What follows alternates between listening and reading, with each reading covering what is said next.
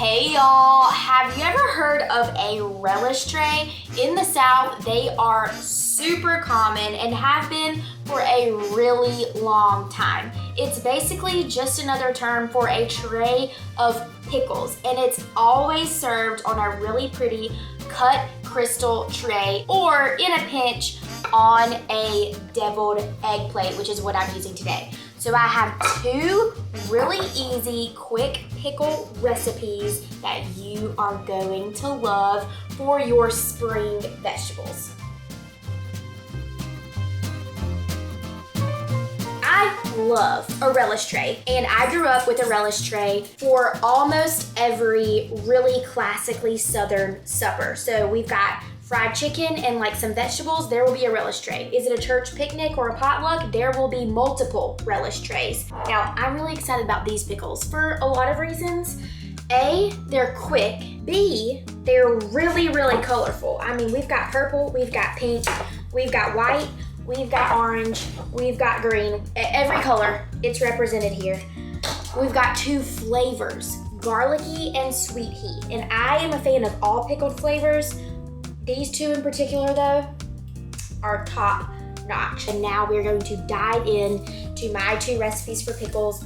Okay, purple cauliflower. The recipe calls for purple asparagus, which I could not find, but I did find some really pretty other purple vegetable. I will say, even though cauliflower is on my no-fly zone, as in I refuse to touch it with a 10-foot pole, the only time that I do eat cauliflower is when it's pickled. So I'm very excited to try this because the purple asparagus option was really delightful, and if you can find purple asparagus, then I highly recommend it. If you've never seen a head of purple cauliflower, this is what it looks like. So I'm just gonna chop this up into florets that are pretty small to fit into my mason jar. The other vegetables I have also chopped. So I'm doing radishes, and the larger ones I chopped in half, and then I left the other ones whole, the smaller ones. I have trimmed my green beans to 5 inches. I have trimmed both colors of asparagus to 5 inches. And I just so happen to have these really cute top on baby carrots that are approximately 5 inches that will fit inside of my mason jar.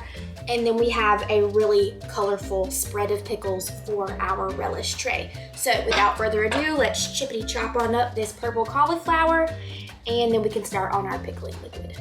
One last thing that I need to talk about in regards to pickling and anything pickled with garlic, you definitely want to smash your cloves. Do not put a whole clove of garlic into a jar of pickles. For some reason, it adds some sort of bacteria that can cause foodborne illness like botulism. All you need to do is take the broad side of a knife and literally just kind of give it a good smash. Smash it again. You've got a really nice flattened smashed piece of garlic. Okay, now it is time to move on to our pickling liquid. So when I was developing this recipe for the magazine, which you can find in the Hey Yall column, I decided that I wanted 2 flavors of pickles because I love pickles. Both flavor options are good for any vegetable that you decide to pickle. I've got my water, vinegar, sugar, and salt in both of my pots, and they are cooking just until the salt and sugar dissolve into the liquid, and then they'll be ready to go to pour in my jars.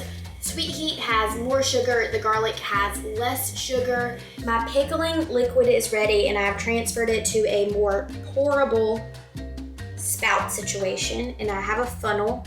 So I'm going to add my hot pickling liquid to my jars. I'm doing some Sweet Heat purple cauliflower and carrots. All of our jars are filled, and now all we are going to do is put our lids and bands on them and let them cool completely at room temperature, which will take about an hour.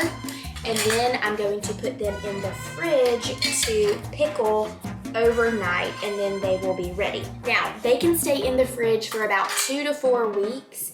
Don't mix your vegetables, especially if they are different colors, because it will cloud up your water and make it super muddy, and your pickles won't be super bright and vibrant and colorful. So keep everything that is one color in a jar. If you wanted to like mix green asparagus and green beans, go for it, but you definitely don't want your pink radishes leaching their pink liquid onto your green asparagus because it'll just muddy it up and not make it pretty. And this is all about keeping things colorful and bright and beautiful.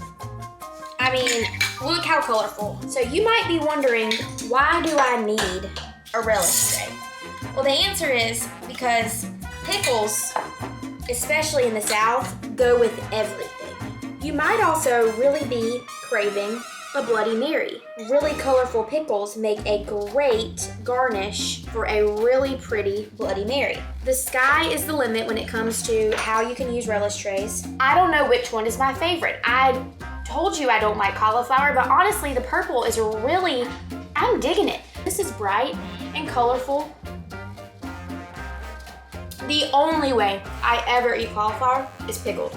And I still stand by that because that is delicious. If you like this video, you know what to do. Like, comment, subscribe, share. If you're watching on YouTube, click the bell so you never miss an episode of Hey Y'all. If you have some fun memories of relish trays, I would love to read about them in the comments. If you have a favorite pickled item, I definitely want to read about that because I'm all about Pickle Town. I will see y'all next time. Happy pickling.